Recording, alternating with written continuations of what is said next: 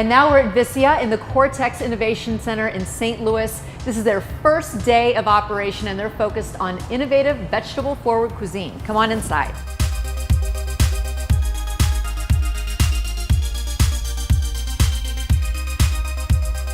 I'm Tara Gallina. I am the owner and general manager of Vicia, and we opened today.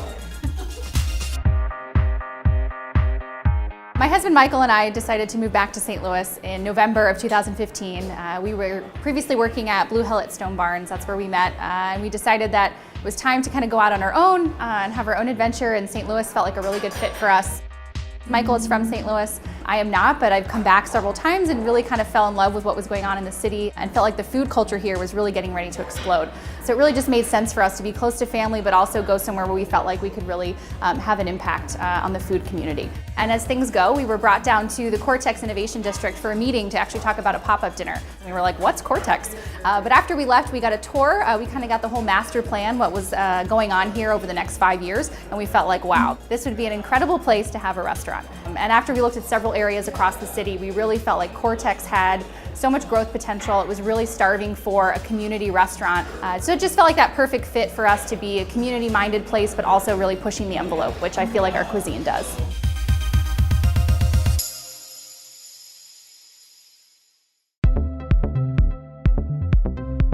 I think that opening a restaurant, it's got to be one of these things where you're like, okay, you take a deep breath and then you just open the doors. So, I mean, how do you feel right now? And I feel incredible. We wanted to kind of come to St. Louis and not just like be these New York chefs that open up a restaurant and whatever, you know, we wanted to really kind of adapt to our community and meet everybody and be a part of the city of St. Louis before we opened our own spot. When we moved here, we thought, hey, let's try a pop-up dinner and kind of just feel out, you know, what St. Louis is excited about. Let's show them what we're about, get some feedback. And we planned on doing one, and we ended up doing a little over 20 over the course of a year. I feel like the pop-ups helped us find staff, helped us find future customers, and really helped us find our voice and kind of finalize and fine-tune what we thought that the concept really needed to be. So when people come to Vicia, we want them to be excited. We want them to see things that maybe they've never had before or maybe are served in a way that they've never had before. Cuts of vegetables that are a little unusual. We really want to celebrate whole grains, fresh produce, really wonderfully raised meats that we're cooking outside on our grill. We want the food to be power food, make you feel good, especially at our lunchtime menu. People have to go back to work. We want them to feel energized, but also know that each time they come back, the menu's going to be a little bit different so they can look forward to something new. Vegetable forward to us means kind of just shifting the perspective a little bit and not always thinking that it has to be a protein with some things on the side. How can we make the vegetable be the exciting part of the plate and maybe the meat is on the side? so vegetable forward cuisine. Yeah, it's you know, for me it's really about appreciation for vegetables. I love working directly with the farmers and going out to the farm and having them kind of direct me on what they want me to use, and it sparks all my kind of creativity. I just love cooking with them. So you've been open for a day. Yes. Yep. And currently you're doing lunch service. Yeah. So how are you varying your lunch and your dinner service? Because they are quite different. We're still trying to figure that out. So yeah, lunch is much more of a kind of casual counter service, but we're really focusing on the same ingredients that we're using at night. So there's going to be a lot of crossover for the same product, just different ways to prepare it. So at nighttime is definitely going to be a more elevated dining experience, but I don't want it to be fine dining by any means. I want it to be approachable. I want our food to be available to everybody and to kind of be able to come in and have an experience.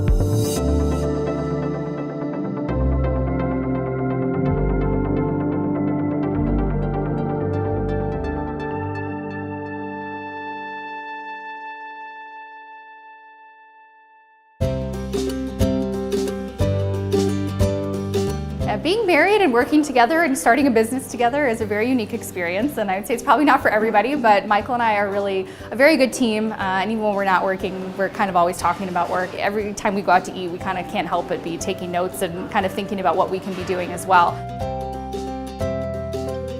So Michael's quietest time is actually when I'm asleep.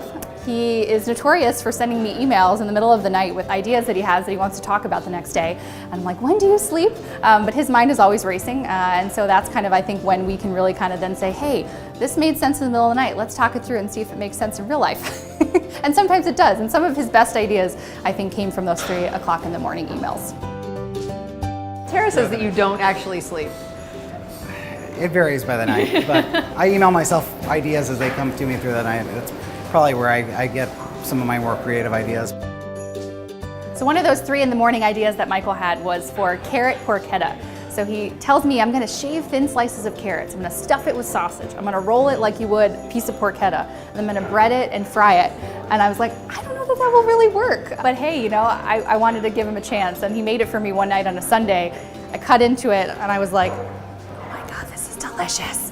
But I definitely doubted him, and I said that will never work, and it really did. So I've learned to just always trust him. He knows what he's doing.